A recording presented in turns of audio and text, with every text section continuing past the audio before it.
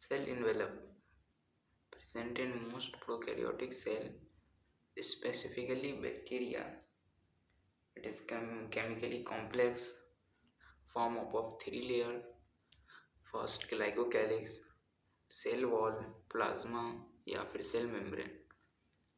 Glycocalyx outer most layer होता है, cell wall middle layer होता है, प्लाज्मा या फिर cell membrane inner most layer होता है। ये तीनों लेयर हेल्प्स करते हैं सेल को प्रोटेक्ट करने में। ग्लाइकोकैलिक्स, ग्लाइको मीन शुगर या फिर carbohydrate, calyx means cover coat, sugar coat. Main function is in protection और डिफेंस ऑफ बैक्टीरियल सेल। इनका मेन काम प्रोटेक्शन और डिफेंस ऑफ बैक्टीरियल सेल्स का है। Cell wall rigid maintain structure and shape of bacterial cell. Cell wall जो है वो rigid होता है और ये स्ट्रक्चर और शेप ऑफ सेल को मेंटेन करता है। It prevent the bursting and collapsing of bacterial cell. ये सेल को फटने और कोलैप्स करने से बचाता है। Plasma membrane, it is selectively permeable. It allows only selected molecules to come in and out of the cell.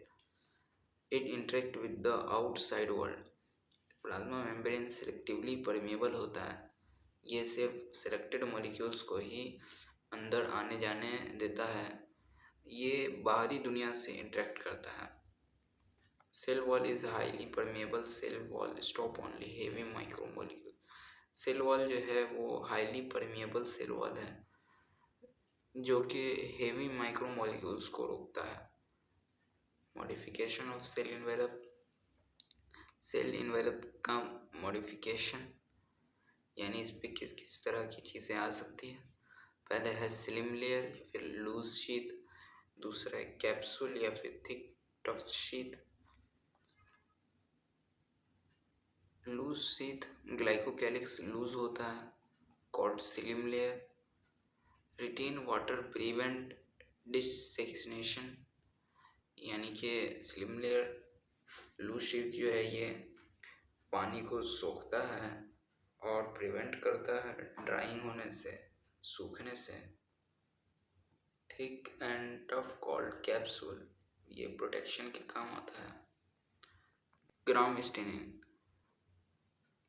ये टेक्निक डिस्कवर किया था क्रिश्चियन ग्राम ने on the basis of cell envelope. Cell envelope के basis पे cell को दो type से बांटा गया है, पहला ग्राम पॉजिटिव, दूसरा Gram negative. Gram positive retain the stain, यानी ये कलर को अपने पास ही रखता है, और ग्राम नेगेटिव कलर को अपने पास नहीं रखता, स्टेन को अपने पास नहीं रखता। इसका एग्जांपल है यहाँ पर एक ग्राम पॉजिटिव का, जिसमें एक सेल है जिसमें क्रिस्टल वायलेट डाला गया और फिर इसको वॉश किया गया और फिर वॉश करने पे ये नहीं हटा और फिर सेफ्रेनिन को इसमें ऐड किया गया क्रिस्टल वायलेट के होते हुए, तो इसने ग्राम पॉजिटिव ने सेफ्रेनिन को एक्सेप्ट नहीं किया। तो इसका मतलब है कि इसने स्टेन को रिटेन किया, अपने पास ही रखा। ग्राम नेगेटिव में क्रिस्टल वायलेट को डाला गया, वॉश किया गया तो वो धुल गया, सेफ्रेनिन डाला गया तो उसने कलर ले लिया, यानी कि इसने रिटेन को स्टेन नहीं किया। ग्राम पॉजिटिव का एग्जांपल स्ट्रेप्टोकोकस बैसिलस ये हैं, और फिर ग्राम नेगेटिव का E coli bacteria. Gram positive के लिए ये ऐसा बैक्टीरिया है जो कि अपने डाले गए कलर का वफादार रहता है, और ग्राम नेगेटिव के लिए ये ऐसा बैक्टीरिया है जो कि अपने कलर के प्रति वफादार नहीं होता। राइबोसोम्स यूनिवर्सल ऑर्गेनेल, ये यूनिवर्सल ऑर्गेनेल है, यानी हर एक बैक्टीरिया में पाया जाएगा, हर एक सेल में पाया जाएगा, चाहे वो कैसा भी सेल क्यों ना हो। मेम्ब्रेनलेस ऑर्गेनेल, ये मेम्ब्रेनलेस ऑर्गेनेल होता है, स्मॉलेस्ट सेल ऑर्गेनेल 10 to 20 या फिर 15 to 20 nanometre, also called as Palade particle, इसे प्लेट पार्टिकल भी कहा जाता है। Discovered by George Palade in 1953, इसे जॉर्ज प्लेट ने डिस्कवर किया था 1953 में, after advancement of electron microscopy के एडवांसमेंट के बाद also called as protein factory, इसे प्रोटीन फैक्ट्री भी कहा जाता है।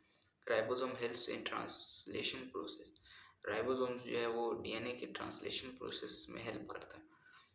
Structure granular form of protein plus RNA, ribosomal RNA, ribosomal RNA two type 70S 80S, 70S 50S large, 30S small, 80S 60S large and 70S small. as Selberg unit, sedimentation coefficient, not weight measure of density or size. 70S 50S plus 30S से मिलके बनता है odd का odd, और 80S 60 plus 40S even का even. पहले देखेंगे 70S 50S और 30S से मिलके बनता है, इसका मतलब 50S बड़ा है और 30S छोटा है। टेस्ट ट्यूब में डालने के बाद, जब टेस्ट ट्यूब में डाला तो इसकी डेंसिटी कम हो गई, ये 30 और 50S की डेंसिटी कम हो गई, 40S और 60S की डेंसिटी कम हो गई।